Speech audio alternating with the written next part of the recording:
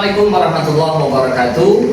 Sahabat Bima Sakti dimanapun Anda berada, alhamdulillah di kesempatan kali ini berjumpa kembali bersama kami David Jeng di program Bima Sakti, bincang manfaat, satukan hati. Spesial Ramadan 1447 Hijriah. Kali ini tentu kita sudah berada di fase pertama atau 10 hari pertama di bulan suci Ramadan, para sahabat ya. Dan semoga senantiasa kita semua masih diberikan kesempatan dan juga kesehatan Allah Subhanahu wa taala untuk senantiasa betul-betul bisa memaksimalkan ibadah di bulan suci Ramadan ini. Dan tentunya kita masih panjang di bulan suci Ramadan ini karena kita tahu bahwa ada fase tengah yaitu 10 hari kedua dan juga 10 hari terakhir di bulan suci Ramadan. Dan tentu untuk membahas terkait dengan apa sebetulnya keutamaan-keutamaan yang ada di 10 hari pertama di bulan suci Ramadan ini, kami telah menghadirkan seorang narasumber nih para sahabat untuk bincang-bincang santai membahas terkait dengan 10 hari pertama di bulan suci Ramadan. Oleh karenanya kami telah mengundang seorang penyuluh agama datangnya dari KUA Kecamatan Tikung, yakni adalah Ustadz Balia Muhyiddin. Assalamualaikum Ustadz Balia. Waalaikumsalam warahmatullahi wabarakatuh. Nah, beliau adalah salah satu penyuluh yang cukup fenomenal. Beliau adalah salah satu lulusan daripada Al-Ahqaf Yaman Universitas Al-Ahqaf gitu ya, betul ya? Ya, Kalau Al-Ahqaf dari Yaman itu belakangnya apa? LC? Yes, Oh, LC. LC. Tapi bukan syariah. Bukan ya, jadi LC. Nah, beliau adalah Balia Muhyiddin LC. Iya. Oke, nah ini luar biasa sekali nih para sahabat kita. Waktu bangga di Bima Sakti telah kehadiran sosok alumni daripada Al-Ahqaf Yaman. Dan kita nanti akan bincang-bincang santai membahas terkait bagaimana sebetulnya 10 hari pertama di bulan suci Ramadan dan bagaimana kita memanfaatkan agar senantiasa 10 hari pertama keutamaan-keutamaan yang ada di dalamnya betul-betul kita raih. Nah, Ustadz Balia, ini kita akan ngobrol nih ya, kaitannya dengan keutamaan-keutamaan yang secara umum ada di bulan suci Ramadan. Iya. Nah, kita paham bersama bahwa katanya dibagi menjadi 3 bagian atau 3 fase, 10 hari pertama, 10 hari kedua, dan 10 hari ketiga. Nah, hari ini kita fokus dulu deh. Kita fokus untuk membahas terkait dengan 10 hari pertama. Nah, kira-kira di 10 hari pertama itu ada apa sih? Apa cuma tajil-tajil saja atau ada spesialnya apa gitu kira-kira? Baik. Assalamualaikum warahmatullahi wabarakatuh. Terima kasih Ustaz Nafi Zain. Pada kesempatan kali ini, sahabat Bima Sakti, kita sedang membicarakan tema terkait memaksimalkan 10 hari pertama di bulan Ramadan. Di antara keutamaan-keutamaan sebenarnya banyak sekali yang disampaikan oleh Nabi Muhammad SAW. Tapi di antara yang paling fenomenal kalau memakai bahasa Ustaz Nafi atau yang paling masyhur itu adalah sebuah kutipan hadis yang sebenarnya itu adalah hadis panjang ya, hadis mutawal tentang pembagian daripada 10 kali 3 atau 1 bulan dari bulan Ramadan. Di 10 bulan pertama itu ditegaskan bahwasanya awaluhu rahmah wa awsatuhu maghfirah wa akhiruhu hikmah. Nah, itu adalah hadis yang lumrah atau sering sekali disampaikan oleh para dai, para penceramah terkait keutamaan Ramadan dengan pembagian menjadi 10, 10, dan 10. Nah, perlu digarisbawahi karena sedikit ramai pada tempo hari di beberapa media sosial terkait tentang derajat dari sebuah hadis. Memang dari sebuah hadis yang kita kenal dari 10, 10, 10 ini ada beberapa ulama yang mentasbih atau yang mengkategorikan hadis ini bukan termasuk hadis sahih. Tapi pun begitu, setidaknya tetap masuk di fadhail amal atau keutamaan-keutamaan daripada amal-amal soleh. Sahabat Bima Sakti yang kami hormati, di antara yang lain terkait fadhail atau keutamaan 10 pertama daripada hari di bulan Ramadan itu adalah sebagaimana disampaikan oleh Rasulullah SAW. Tapi kami pernah mendengar daripada guru kami disampaikan oleh Sayyid Muhammad bin Alawi Al-Maliki bahwa di malam pertama di bulan Ramadan itu Allah memandang seluruh hambanya. Barang siapa yang dipandang oleh Allah maka dia akan diampuni. Begitu. Ini adalah di antara apa namanya keutamaan. Tapi yang menjadi pijakan atau fondasi yang sering disampaikan dan ini menjadi derajat hadis yang tidak ada pertentangan di antara ulama adalah sebuah hadis yang diriwayatkan oleh Imam Bukhari dan Imam Muslim. Man shoma ramadhana imanan wa ihtisaban ghufira lahu ma taqaddama min dzambihi. Itu Ustaz. Nah, yang pada artinya barang siapa yang berpuasa di bulan Ramadan karena iman, bukan karena takut istri, takut atasan atau takut dibully, wa ihtisaban, dan karena mengharapkan pahala, ghufira lahu ma taqaddama min dzambihi.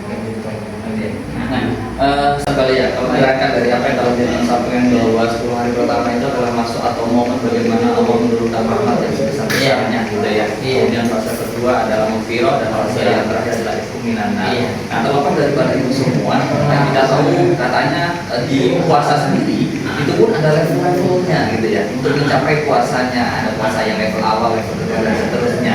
Nah, apakah dalam proses kita mendapatkan rahmat daripada Allah Subhanahu wa taala di fase pertama di bulan suci Ramadan, kita pun juga harus ada fase-fasenya. Contoh nih, kita kan tidak seluruhnya manusia muslim di muka bumi ini itu setara keimanannya, proses ngamalkan ibadahnya. Apakah secara umum rata Allah menurunkan rahmatnya di bulan suci Ramadan 10 hari pertama itu? Apa memang ada fasenya rahmat yang untuk bagian orang-orang ini sekian lah rahmatnya, untuk orang-orang yang fase ibadahnya sekian maka rahmatnya tidak penuh? Apakah memang rata itu atau gimana? Baik, terkait rahmat sebagaimana disampaikan di awal tadi bahwa 10 pertama itu adalah turunnya rahmat daripada Allah Subhanahu wa taala. Nah, yang kami ketahui bahwa rahmat itu adalah menyeluruh, tidak ada pembagian karena petani sehingga rahmatnya sekian, kemudian pejabat sekian, kemudian ulama sekian, tidak. Tapi mungkin, mohon maaf Ustaz, yang akan membedakan itu adalah dari sisi kesempurnaan kualitas ibadahnya gitu. Karena seperti kita ketahui bahwa orang beribadah dengan dasar ilmu itu berbeda dengan yang tidak berilmu. Karena orang tidak berilmu kadang dia tidak tahu bahwa puasanya atau ibadahnya itu batal, misalnya seperti itu Ustaz.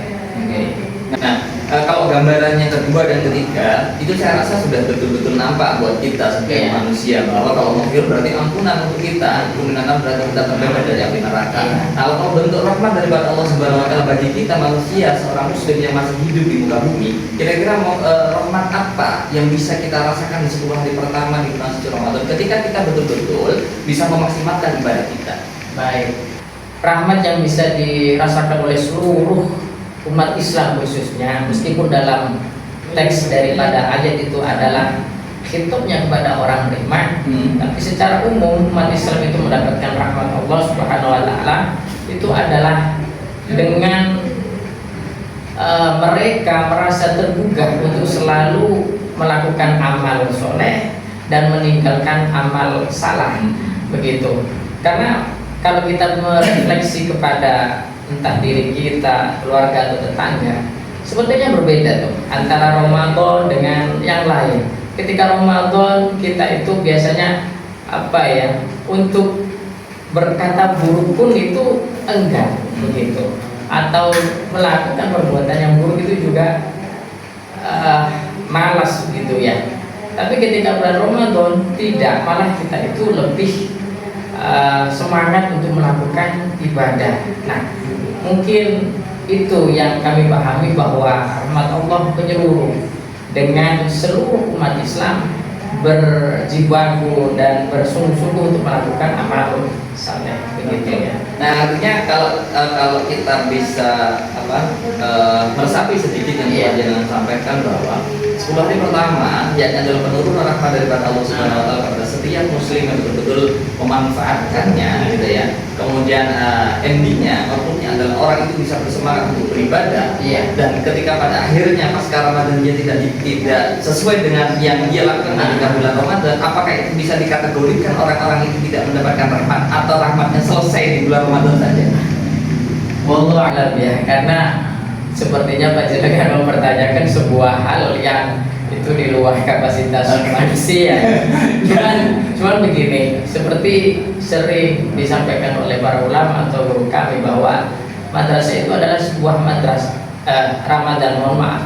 Ramadan itu adalah sebuah madrasah akhlak, di mana ketika Ramadan kalau memang ini perbuatan solehnya diterima oleh Allah Subhanahu Wa Taala, maka akan berlanjut Membekas gitu ya? membekas, berlanjut Itu di maksud saya. bulan berikutnya. Begitu. Berbeda lagi kalau memang di Ramadan ini tidak menjadi junnah atau tidak menjadi benteng, karena sebagaimana sabda Rasulullah SAW, asyamu junnah, puasa itu adalah benteng, begitu. Sedangkan benteng yang dimaksud di sini, sebagaimana dalam literasi bahasa Arab ya, ketika ada huruf jim dan nun bertemu, itu makna secara umum biasanya adalah sesuatu yang tidak kasat mata. Maka jangan heran ketika ada junnah, ada jinnah, ada jannah, karena semuanya tidak kasat mata. Junnah yang bermakna benteng di sini bukan benteng fisik, tapi adalah benteng dalam bentuk rohani si orang puasa itu, sehingga dia membekas asarnya dan berlanjut berbuat baiknya di hari-hari berikutnya. Begitu. Masuk. Artinya saya sepakat itu hanya dengan sampaikan bahwa orang itu tergantung bagaimana dia itu melaksanakan ibadah di bulan Ramadan. Nah, kalau dia betul-betul bisa memanfaatkan dan menyempurnakan ibadah di bulan suci Ramadan, pada akhirnya ya dia akan memberikan dampak yang positif, dampak yang betul-betul membekas pasca Ramadan hingga pada akhirnya menjabat sebagai orang-orang yang bertakwa. Kira-kira seperti itu tadi ya. benar. Nah, ini sahabat Bima Sakti, ini menarik untuk kita perluas pembahasan terkait dengan 10 hari pertama di bulan suci Ramadan. Banyak rahmat yang berturunan yang diturunkan oleh Allah Subhanahu Wa Taala untuk betul-betul kita gapai, gitu ya. Karena kita kadang memahaminya adalah sebatas bulan suci Ramadan itu semuanya adalah diskon besar-besaran dari Allah Subhanahu Wa Taala. Padahal tidak lepas daripada itu semua, Allah sudah membagi atau memberikan sebuah pos-posnya masing-masing, dan kita tergantung bagaimana bisa mengoptimalkan pos-pos yang sudah diberikan oleh Allah Subhanahu Wa Taala. Nah, gambarannya yang selanjutnya ini saya tanyakan adalah Ustaz, kira-kira ketika orang tidak selesai di fase pertama atau tidak memaksimalkan 10 hari pertama di bulan suci Ramadan, anggap saja tidak mendapatkan rahmat daripada Allah 10 hari pertama, tapi dia terduga di 10 hari kedua hingga pada akhirnya 10 hari ketiga. Nah, apakah konsep atau model orang-orang yang seperti ini pada akhirnya bisa dikategorikan orang-orang yang bisa mencapai puncaknya, yaitu ada adik penghinaan, atau hanya sebatas ya sudah jalan saja, tidak ada apa-apanya? Kan orang setat itu ya setat dari awal, tidak setat dari pertengahan. Ada bahasa yang seperti itu. Apakah berbeda di bulan suci Ramadan ini? Yang penting dia bisa mengoptimalkan ibadah bulan suci Ramadan, maka pada akhirnya yaitu minanar. Tapi apakah ada konsep lain, yaitu adalah setatnya harus di awal, tidak boleh setat di pertengahan? Kira-kira gimana? Oke. Jadi kalau boleh saya menanggapi daripada pertanyaan Ustaz David, apakah ketika ada seorang muslim yang setat itu di pertengahan, kemudian dia tidak mendapatkan rahmat, mungkin gitu ya? Ya, tidak betul-betul ibadah serius lah ya 10 hari pertama. Oke.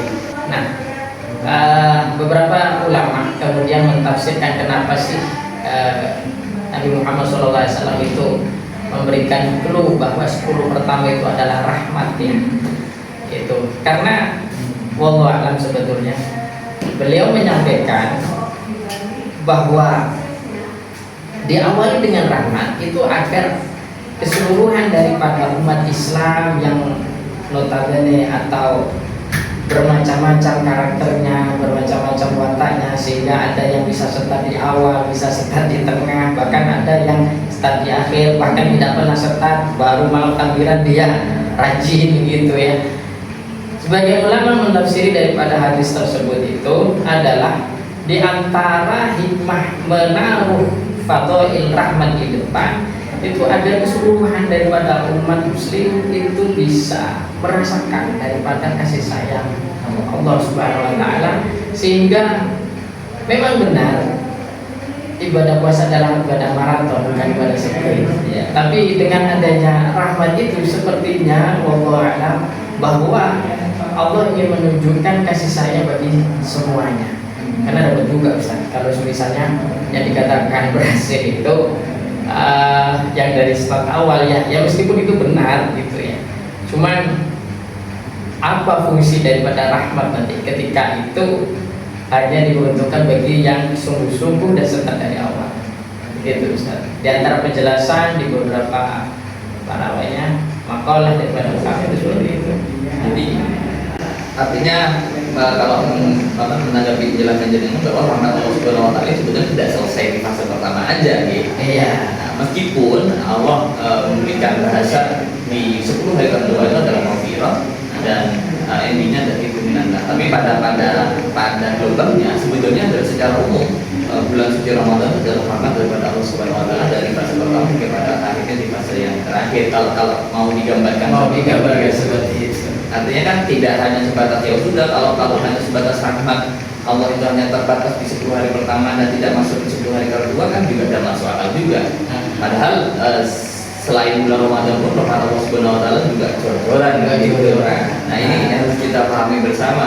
Artinya ya sudah kita harus betul-betul memanfaatkan bulan suci Ramadan ini dengan sebaik-baiknya dan ya. Nah, ini menarik nih para sahabat. Saya juga ingin menanyakan terkait dengan gini Ustaz ya. Orang ini kan paham sebetulnya kalau lampu merah itu berhenti, kalau lampu kuning itu jalan pelan-pelan, dan kalau lampu hijau itu ya jalan lanjut gitu ya. Tapi banyak orang yang pada akhirnya kalau lampu merah tetap saja lanjut gitu kan. Nah, sama halnya dengan fase Ramadan ini ya, ini adalah 10 hari pertama. Kadang saya rasa semua akan memahami bahwa 10 hari pertama itu adalah rahmat. Dan kalau sudah berbicara rahmat, maka ya selesai hidup kita akan sebaik-baiknya gitu ya. Karena kalau kita sudah mendapatkan rahmat daripada Allah ya gimana lagi kan gitu. Dan orang pasti paham bahwa fase kedua maghfirah dan ikhtiar. Tapi tidak semua orang yang memahami terkait dengan rangka bulan Ramadan itu pada akhirnya menjalankan dengan sungguh-sungguh rangka yang ada di bulan suci Ramadan itu, yang adalah rahmat, maghfirah dan ikhtiar. Nah, kira-kira apa sebetulnya yang menjadi penghambat dan yang pada akhirnya orang itu tidak bisa memaksimalkan merobosnya? Kira-kira apa? Merobos tidak bisa memaksimalkan ya? Iya. Oke. Biasanya ya orang beribadah itu kan sesuai dengan kadar keilmuannya masing-masing. Kadang orang tidak melakukan itu bukan karena dia tidak ingin melakukan, tapi karena dia memang tidak tahu apa sih yang harus dilakukan. Gitu ya.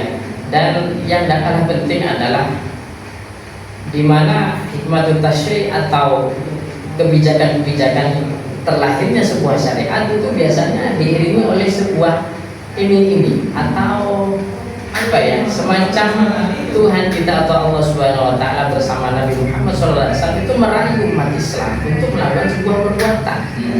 Begitu.